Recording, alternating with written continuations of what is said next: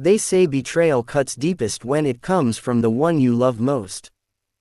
I never thought I'd be the man to say those words and mean them. My name is Armin, and for most of my life, I thought I had everything a man could ask for: success, money, love, family. But what I didn't realize was that sometimes, the people closest to you are the ones quietly holding the knife.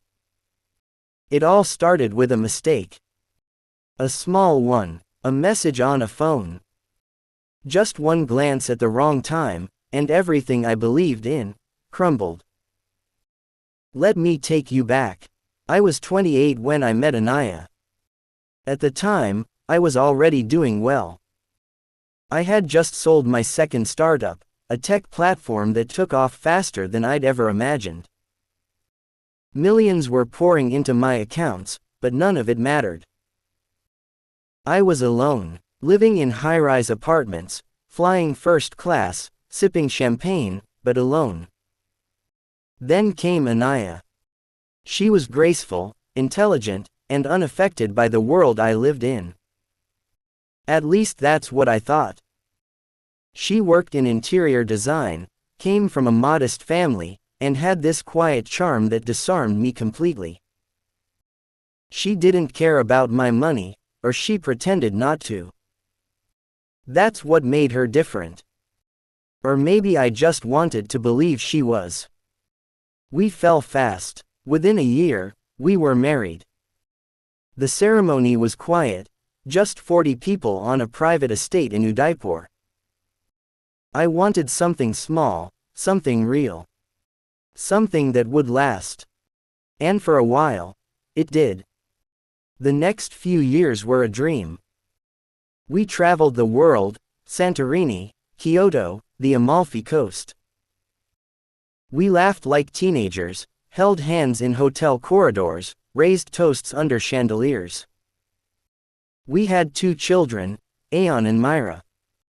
My heart expanded in ways I didn't know it could. And as my fortune grew, I made sure to share it with her. Every investment, every deal, I let her in. I believed that love meant transparency. That marriage meant partnership. That I could trust her with everything I had. By 36, I was worth over $600 million. A mix of tech, real estate, foreign equity, and a few secret startups that hadn't even gone public yet. Anaya had access to it all. Not directly, but enough to know how vast it was. Enough to know what she could take if things ever went wrong. But I wasn't worried. Why would I be? Until things started to change. It was slow at first. She became quieter. More distracted. Her laughter didn't reach her eyes anymore. I caught her scrolling through her phone at odd hours. I assumed stress, or exhaustion. Parenting isn't easy, after all. Then came the social distancing, not the pandemic kind, the emotional kind. We'd sit across from each other at dinner, saying nothing. She'd avoid eye contact, pretend to be busy with the kids, or worse, spend hours out with her friends. Still, I gave her space. I believed that love wasn't always loud. Sometimes it was about letting the other person breathe. Or maybe I was just too naive, or too trusting. The real punch came at a party. A friend of mine, Rahul, an old college buddy, pulled me aside. We were at a rooftop gala in Mumbai, sipping wine under string lights. He leaned in and said, "Bro, just be careful. There's talk about Anaya meeting with a divorce lawyer. It might be nothing, but you should know." I laughed. It sounded absurd. Anaya, a lawyer. But that night, the seed had been planted. And 2 nights later, I found the truth. We were in our penthouse. Anaya had just gone into the shower. Her phone buzzed on the bed. A message preview lit up the screen. "We'll proceed as discussed. Once the assets are evaluated, you'll be entitled to 50%. Call tomorrow. My stomach dropped. I told myself not to open it. That I'd be crossing a line. But my hands didn't listen. I tapped. And there it was, a full thread of messages. Emails with lawyers, notes about assets, account numbers, even meeting logs with financial consultants. She had been planning this for months. Watching my moves, gathering data, preparing a strategy. This wasn't a sudden decision. This was an ambush. I felt like the floor had disappeared under my feet. The woman I trusted, the mother of my children, was preparing to gut me like a thief in the night. I didn't confront her, not yet. Because now, this was war. And in war, you don't strike without a plan. The next morning, I called Vikram, my financial lawyer and someone I trusted more than anyone in my business life. I told him everything. He didn't blink. "We'll make the moves," he said. "But we need to be fast, quiet, and legal." In 48 hours, we drafted a plan. A fortress of trusts, offshore companies, and discrete financial vehicles that made my fortune nearly invisible. We created multiple holding firms, reassigned asset ownership, and structured my wealth so that even the sharpest lawyer would hit a brick wall. It wasn't illegal. It wasn't even shady. It was just smart and protected.